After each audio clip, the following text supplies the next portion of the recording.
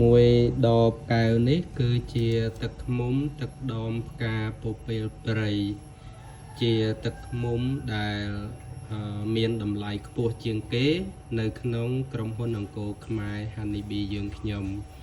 ទឹកដមនេះមានរសជាតិឆ្ងាញ់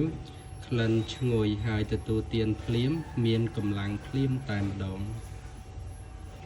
មួយកែវនេះគឺជាទឹកឃ្មុំដែលប្រមូលបានពីទឹកដមផ្កាគូលែនព្រៃស្ថិតនៅលើភ្នំគូលែនព្រៃមានតែភ្នំគូលែនមួយគត់ដែលមានរុក្ខជាតិហ្នឹងហើយ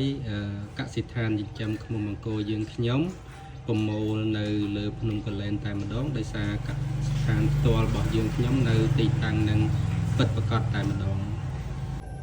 មួយពីដងនេះគឺជាទឹកឃ្មុំទឹកដមផ្កាព្រៃធម្មជាតិដែលប្រមូលបានពីរុក្ខជាតិនៅតំបន់ព្រៃភ្នំគូលែនខេត្តសៀមរាប